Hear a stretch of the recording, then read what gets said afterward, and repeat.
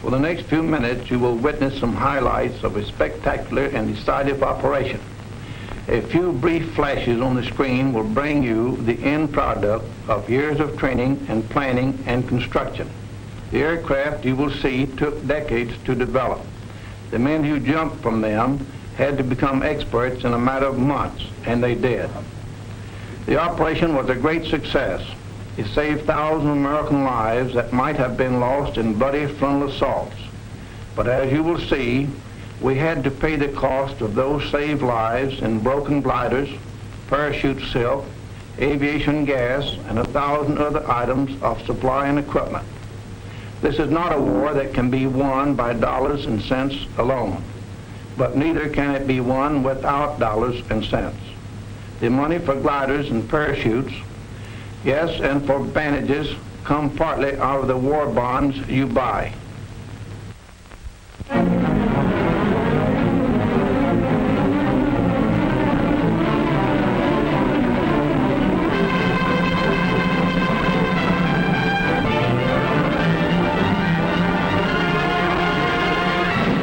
Communique number 1, June 6th, Allied Headquarters. Under command of General Eisenhower, Allied naval forces supported by strong air forces began landing Allied armies on the northern coast of France. The greatest news story in 1944. D-Day, H hour. That fateful moment for which the whole world held its breath. But in the night hours of D-Day -1, long before these first assault boats nosed onto the beach, American fighting men, troop carriers, paratroops, airborne infantry, and glidermen were already there. This picture is a small tribute to those men, living and dead, who went in before H hour on D-Day, 5 hours ahead of the main force, to start the destruction of Fortress Europe. Their story begins in a village in England. Not the kind of village that you ever saw or read about, but a strange, unsightly place, one that had sprung up almost overnight and was known to its citizens as Shantytown. Its buildings were fashioned entirely from heavy boxes and shipping crates used in transporting thousands of gliders from the United States. It was a growing community. Every time a glider moved out of its crate, there were impatient tenants waiting to move in and set up housekeeping.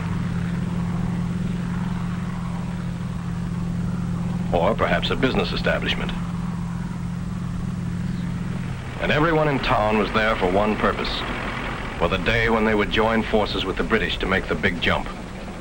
The jump that would carry them not only across the English Channel,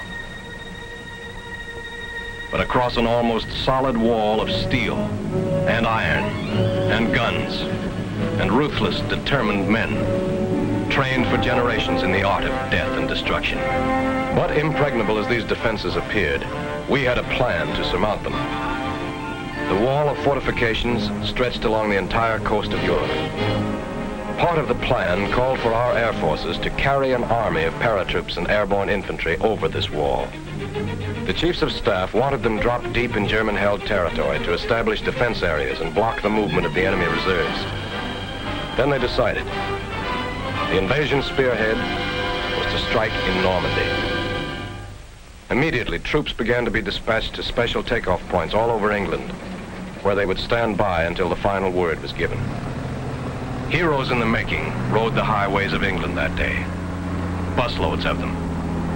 As to how they felt riding into their first real battle, well, we'll let one of them tell you. It was just another ride at first, taking us somewheres for another training hop, maybe. After 18 months of training, you get so you don't expect anything else. At least that's the way we paratroops figured, and I guess the glider guys felt pretty much the same. But we found out different. They took us to a sealed airport where nobody was allowed in and none of us allowed out. This didn't bother the hot lick swingsters. We kept in shape with regular exercises and then maybe a game or two. We knew there was something cooking now, something big. And we spent any spare time we could find in reading letters from home or maybe writing one to the folks and that special girl. Invasion markings painted on every ship and glider brought the whole thing even closer to us. We'd soon be on our way. Money was passed out. The kind you can spend in France. They hadn't forgotten a thing we'd need. Neither had we. But when these were taken care of, not many of us forgot that for our kind of guys, knives and guns aren't enough.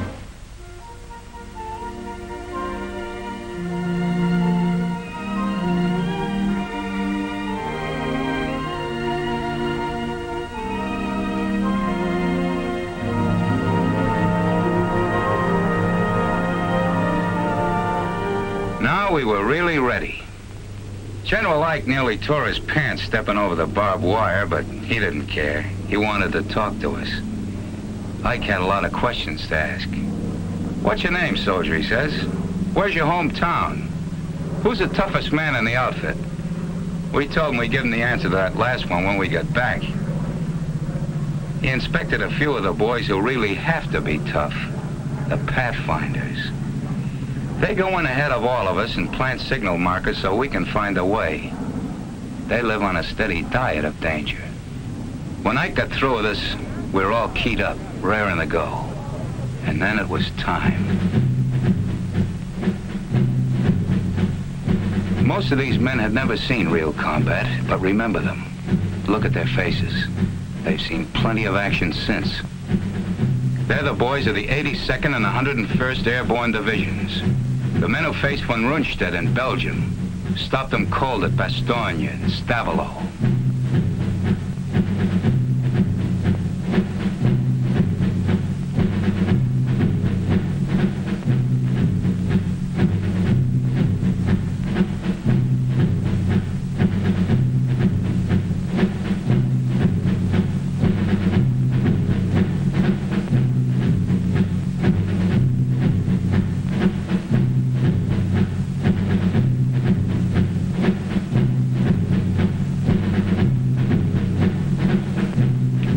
They'd given us brand new parachutes, and I remember one little guy saying he wasn't worried none about them opening because the company that made them was in his hometown, and his mother worked there in final inspection.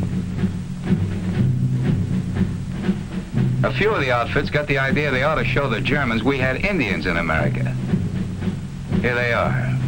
Indians from the Loop, from Back Bay, and the Bronx. Climbing into the ship, some of us were loaded so heavy that we had to be shoved on board by the others or we'd have never made it.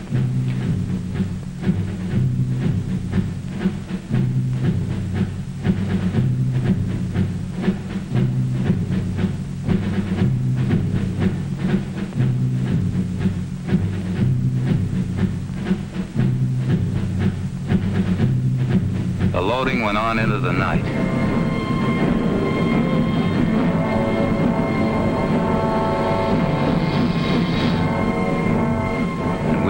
Places and ready long before takeoff time. Then we heard the roar of engines as the Pathfinder ships began hopping off.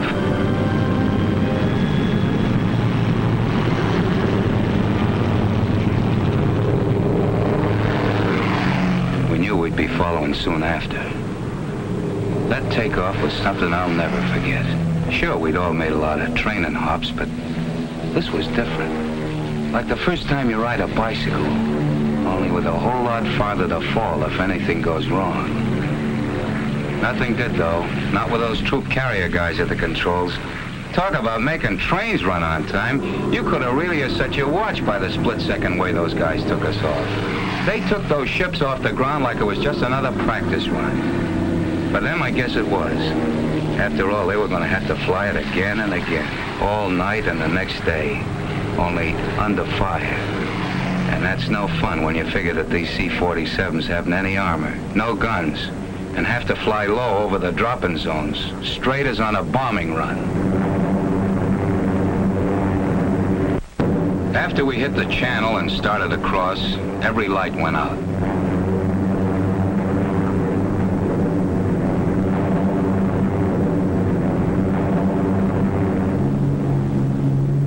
We had no idea where we were when we got the order to stand up and hook up. That came so quick we didn't have time to do much thinking before we were over the side and starting that 400-foot drop into France. Thousands of us.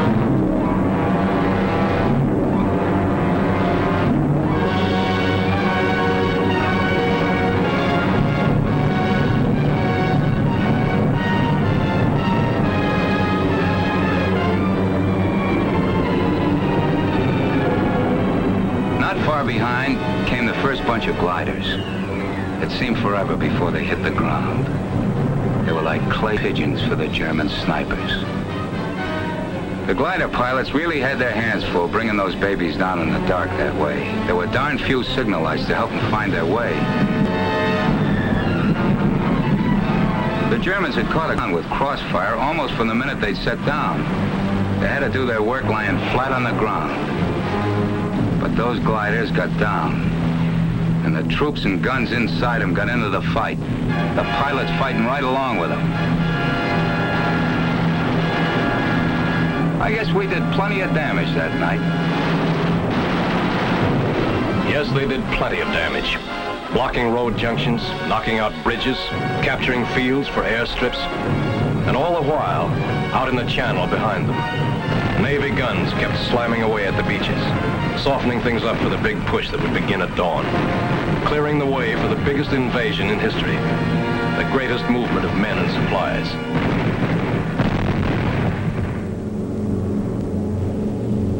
The Troop Carrier Command was ready for its next move. They had massed hundreds of British and American gliders in preparation for the most gigantic aerial towing job ever attempted. Each held a full cargo of jeeps and guns, and the fighting men to use them.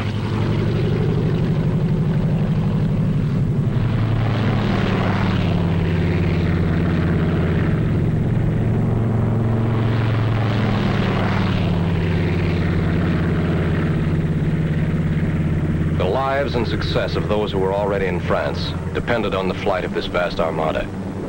They were greatly outnumbered and desperately needed these reinforcements.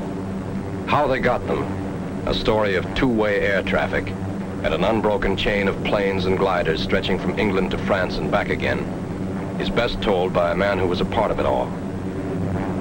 Maybe we glider pilots didn't show it, but we were as excited over flying across that English Channel as Blériot must have been when he flew it for the first time, years before most of us were born. He didn't have much of an airplane under him, but then there weren't any German guns waiting for him on the other side. We did a bit of wondering about those guns as we started out over the Channel, and the lighthouses of England began slipping away beneath us. And what about the German Luftwaffe? This was its big chance. Our air forces had established air supremacy, sure. We had a regular umbrella of fighters over us. But if there was ever a time the German flyers would try anything to break through, this was that time. But we never saw a German plane. Approaching the French coast, the ack-ack and gunfire seemed harmless and far away. For those who were right in it, it was different.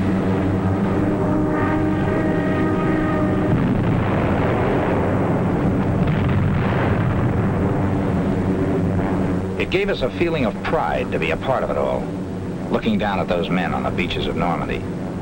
We felt a little guilty, too, sitting up over them, not even getting our feet wet.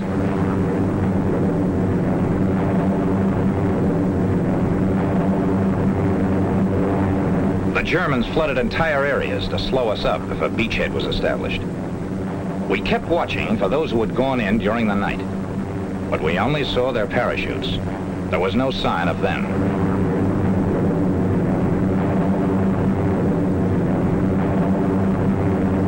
The first glider, we'd find out pretty soon what had happened.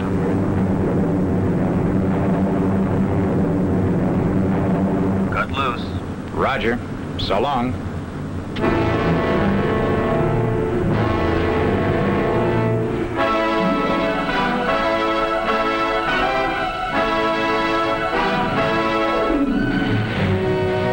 We stretched our glides as much as possible. That way, we ended up near the edge of the fields where we could run for cover as soon as we got out. Not everybody came down exactly where they wanted to. One glider went right into a German field headquarters. And what was that I said about not getting our feet wet? This bunch was lucky. The Germans were under control in this section. But more than one tow ship and glider made its last flight that day. Guns didn't do all the damage. 15-foot poles driven into the ground ripped off wings and smashed through fuselages. The men who stepped out of this glider will never know if their first mission was successful. But it was plenty. Yes, their mission had been successful. But this down payment on freedom ran very high.